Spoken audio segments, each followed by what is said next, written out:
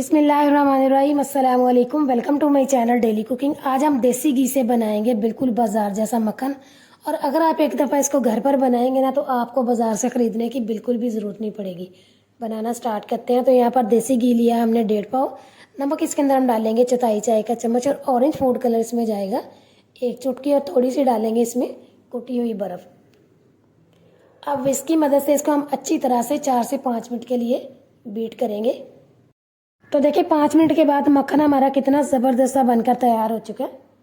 अब इसके अंदर जितना भी एक्स्ट्रा पानी और बर्फ़ है इसको हम एक बाउल में निकाल लेंगे।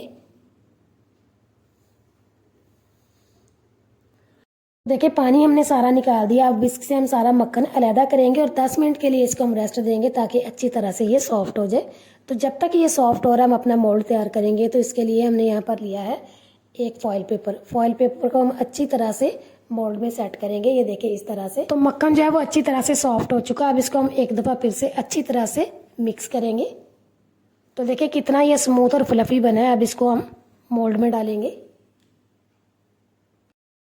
अब स्पैचुला की मदद से इसको हम ऊपर से अच्छी तरह से सेट करेंगे और काउंटर पे ही हम इसको अच्छी तरह से टैप करेंगे ताकि इसमें कोई भी बबल ना बने। अब फिर से इसके ऊपर हम अच्छी तरह से फॉइल पेपर सेट कर देंगे और इसको हम 4 घंटे के लिए फ्रीज़र में रखेंगे ताकि अच्छी तरह से ये सेट हो जाए।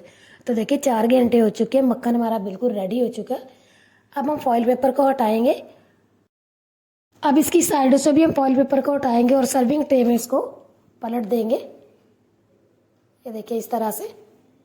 अब इसके ऊपर से भी हम फॉइल पेपर को हटाएंगे। तो देखिए कितना ज़बरदस्त बना। अब इसकी हम कटिंग करेंगे। आप जिस तरह की चाहे इसकी कटिंग कर सकते हैं। कटिंग करने के बाद आप इसको एक जिप लॉक बैग में डाल के फ्रीज कर लें। जब चाहे आप इसको इस्तेमाल कर सकते हैं। वीडियो अच्छी लगे तो इसे लाइक करें, शेयर करें, मेरे चैनल को सब्सक्राइब करें। दुआ में याद रखें और अगली वीडियो तक के लिए अल्लाह हाफिज़।